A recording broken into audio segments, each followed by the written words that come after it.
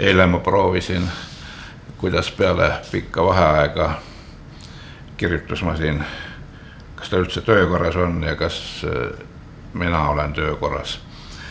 Kas ma tulen toime selle meelde tuletamisega. Ja siis ma tegin mõttes ühe pildisarja, mis on väike lugu, et lääneseina juures järgneb idaseina juures, siis kahe seina vahel on keegi indiviidisik, ümmargune väike null või H-täht. Ja siis neljanda pildi mõtlesin, et see võiks olla niisugune siis sellest reaalsest kujutlusest, niisugust fortifikatsiooni või sõjaliste ehituste või suurtest müüridest, kindluse müüridest, mille ääres või vahelda seal on surutud, võiks jõuda niisuguse vaimsema konstruktsioonini. Ja siis ma tegin U-tähest püramiidi ja istutasin siis tema sinna otsa. Ja kus ta siis maailma peale vaatab ja mis ta siis edasi tuleb, paratamatust tekib küsimus. Aga siis näeb, et see maailm on niisugune globalisatsioon, kus olgu küll, et mitte niisugune hirm raske fortifikatsiooni vahesein, aga ikkagi taevasse see vahesein lahutab neid ookesi, kes on lääne pool ja neid ookesi, kes on ida pool. Mul on vaistlikult nagu loodusest kaasas niisugune kompositsioonitaju, et mul ei ole mingit erilist pingutust vaja, et jälle siis pilt saada õigesse kohta paberi peal. Ma kujutan seda ette. Teinekord ma pean kontrollima ka ja teinekord juhtub väike viga, aga seda väikest vigagi juhtub väga harva. Ja praegust on mul pilt nagu silmes juba valmis ja selle paberi, selle algtähe asukoht, ma määran selle, see on kõige suurem, täpsem pingutus ära määrata, kuhu see tuleb. Siin on lihtsalt, kuna ta tsentraalteljele panen üsna hästi, tähtis, et kui kaugele ma ülemist äärest alustan, selle sõltub pildine suurust, mis ma kujutan ette, kuidas ta pildi peal asetub. Ja see on lihtne asi minu meelest.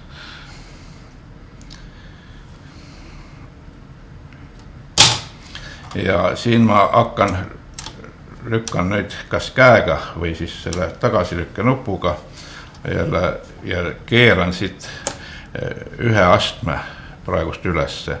Ja igat seda astet on mul 3 täheruumi ja siis lähen 3 haaval allapoole ja siis ruumiliselt moodustub mul see õige astendus, et ma saaksin selle soovitud geomeetrilise kujundi täpselt selle vormiga, nagu ma juba eelnevas kujutluses tajun. Ja siin tuleb niisugune huvitav asi, et kui ma hoogu lähen, siis jälgige seda löökide rütmi häält. See on nagu muusika, pala esitamine.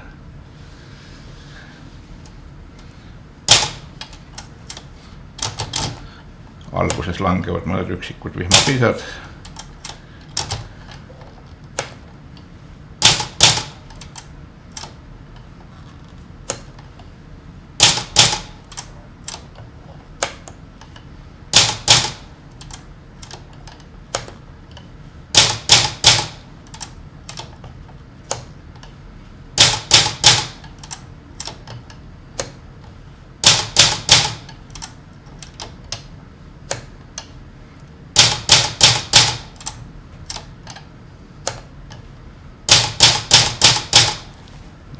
Tekinkin vielä.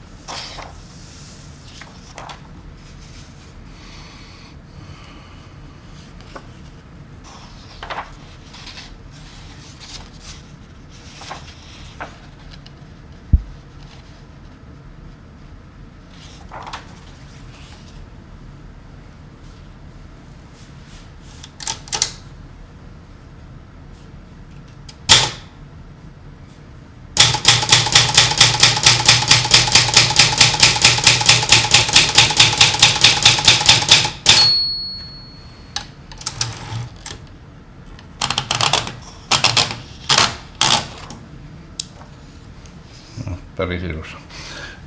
Kui tuleb mingi juhuslik viga sisse, siis see kohe ei tähenda, et pilt on hukas, sest trükivea kurat võib olla suur luuletaja ja see tuleb hinnata, võib-olla see oligi see moment, kus see trükivea kurat tõi selle luuletususele, sa pead selle ära tundma ja märkama ja siis vastu võtma või siis tagasi lükkama. See pilt on siis nüüd lääne seina juures, et see pisikene väikene indiviid isikukene on siin hiigel suure tõusva valli juures ja teise pildi peal on ta idaseina juures ja keskmise pildi peal on ta kahe seina vahel, siin pisikene. Aga mingi ime ka jõuab ta siit oma vaimujõul välja ja siis see konstruktiivsed X-id, mis on nagu ehituse talastik, ta läheb hoopis U-tähe peale ja ise ta siis on siia otsa see kohale roninud. Ei puutu päriselt, see on tema ihalus või see siht või see vaimne siht, mida ta tahaks nagu enesetundes saavutada. Ja siis, mis see reaalsus siis ümberringi, see maailm, kui ta ümber vaatab, on ikkagi selline, et siin on vahe sein, tara, tõke ja ühele pool on samasugused indiviidid viidud kõik ühele tasaseks võrdseks maailmas, kus hierarhiad nagu kaovad ja ometi on see lääse ja ida inimesed või need isikud, indiviidid, need on ikkagi ühed on ühel pool seina, teised on teisel pool seina, ega nad hästi nagu vist üksteist ei mõista. Vähemalt nii kaua, kui siin see vertikaal sein neil vahel on. Ja see ongi nagu tehtud minupoolseks kommentaariks sellele, mis ma maailmaga tunnen praegust, kuidas ma ennast tunnen seal. Ja mis ma näen, nii et aru saan sellest. Või suudan aru saada, ega kõike muidugi suuda. Aga hämmastav on see, et seda on võimalik panna nii lihtsatesse, imelihtsatesse kujunditesse. Ja see lugu on loetav minu meelest igal ühele, kes pilgu peale heidab. Ma ei pea seletama seda lugu. Aga see on nüüd niisugune lihtne variant. A4 panna masinasse, hoida ühel parajal niisugusel kohale panna, sättida, see on niisugune lihtne tehnika asi. Aga kui tahta teha niisugust liikuvamat, asetuslikult liikuvat pilti erinevate nurkade all ja siis ei saa nii suurt lehte nii väiksesse masinasse panna, siis tuleb ta lõigata, kui risti teha 180 kraadi, siis tuleb ta lõigata lühemaks ruuduformaati või kui tahta seda pöörata siin sees, siis tuleb ta diagonaal viia 21-2 sentimeetri peale ja muidu ei ole võimalik seda tööd teha. Ja minu meelest on need praegust, see ei ole veel, aga need pildid on sellise kvaliteediga, et need võib ükskõik kus raamatusse või näitusele panna, nad on valmis. Siin ta praegust on Petil, tema sünninimi oli Elisabeth Alver, siis ta esimeses abielus oli ta Elisabeth Talviku, Heiti Talviku abikaasa. Ja siis hiljem oli ta Elisabeth Lepik, aga siis kirjaniku nimi Peti Alver. Korallid on teatavasti niisugused kasvavad elusad meres, nad võivad olla üsna taime moodi isegi välja näha. Kuna tema luule on väga selge ja nii kõlaliselt kui mõtteliselt, siis ma ei pidanud võimalikuks teda teha vaba sürreaalset looduslikku vormi, vaid ikkagi niisuguse korrastatud kristallse geomeetrilise struktuuri kuju. Ja siis see koralli kasvaks siis tema puhul mitte nii vabalt vohavalt, nagu me oleme harjunud, vaid kasvaks nagu selle kristallikujuliste vormide põhisuundadega. Ja kui ma esimest korda olin Peti Alveri maja muuseumis, siis mind hämmastas see, seal on väga palju häid fotosid, kümneid. ja peaaegu igal fotol, kus ta on seal, noh, ütleme 10 või mõni oma kaasaegset noort, noh, talu või kultuuriinimest seal või vähemalt kunstikultuuri või luulekultuuri inimest kõrval, siis Betty on väga kaunis naine ühelt poolt, aga eriliselt tema pilk on kogu aeg selge ja särav ja see, noh, saab nagu kontakti, silmapilk, mina sain selle kontakti, täiesti, noh, eriline fenomen. Et see. Ja siin selle luuletuse, selle skeemi puhul ma nüüd mõtlen praegust seda, et siin üks asi mind hästi rahulda, et see ilmselt see 3 S-i ei kõla hästi, paremini kõlaks siin kolmikuna E, noh, poeetilise hääliksusena S, noh, see tähendab, et ma peaksin nihutama selle astme võrra kõrgemale selle murdejoone siit, mis on täiesti loomulikult, võin seda teha ja siis läheb ühe täheruumi võrra kitsamaks ja võib-olla läheb see kogu selle pilt läheb isegi elegantsemaks, veidi liikuvamaks. Aga siin on nüüd mingi luulekatke. Et siin on korallid Emajões, vaadake siit kohe, siit saab selle kohe välja lugeda ja visuaalselt ma peaksin selle nüüd kuidagi võib-olla suutma niimoodi teha, et ma selle Betty Alveri ja selle Betty Alveri ja selle Betty Alveri teen suurte versaaltähtedega ja siis need korallid Emajões jätan väikestega ja siis tekib siia ruumiliselt avaram, sügavam, noh, niisugune tunnetus sisse. Asi oli ka selles, et paljusid ma teadsin isiklikult, olin kohanud, näinud, siis on palju kergem. Ja vahel annab see nime semantika ise sulle selle mängu võimaluse kätte, aga selle nime semantika ei andnud seda võimalust kätte ja ise ma teil ka ei olnud näinud. Kui sa kellestki pildi teed, see on astud suhtesse selle inimesega, dialoogi ja räägid oma muljest teistele siis selles pildis või iseendale, eks ole, lood selle pildi ju sellest suhtekujutlusest. Sest tajus. Näiteks, noh, ütleme siin kuskil on väike viga sees näiteks. Siin ta rikastab seda pilti. Aga kui ma siin veha sisse löön, vale tähe näiteks, siis ta rikub pildi ära.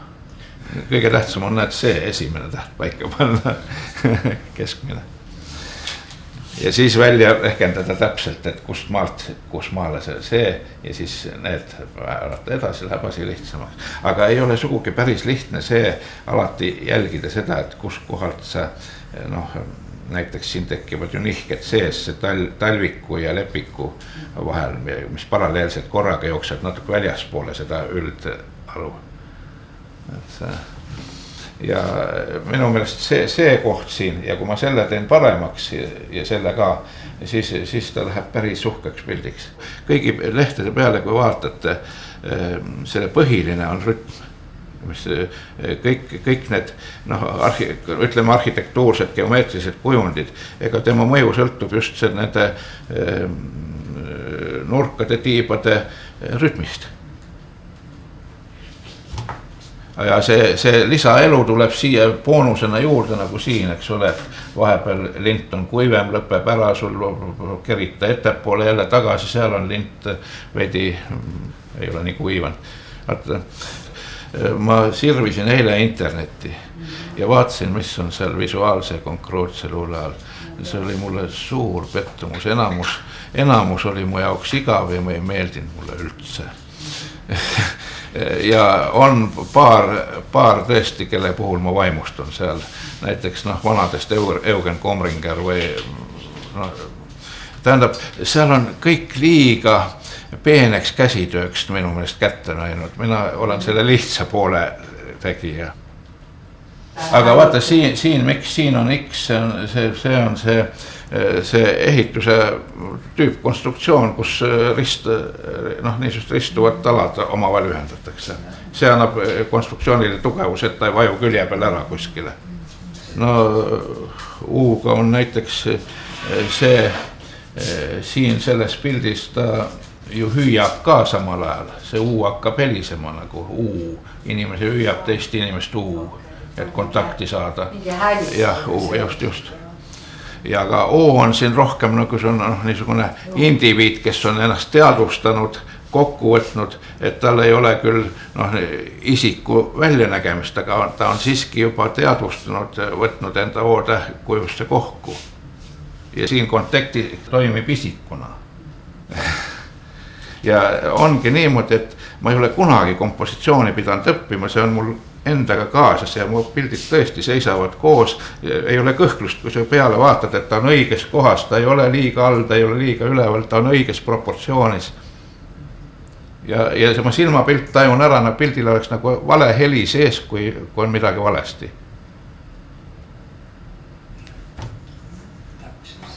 See on nagu minul loodusega kaasa antud kaks erilist asja, rütmitunne, kompositsioon. Tegelikult kompositsiooni põhineb rütmil.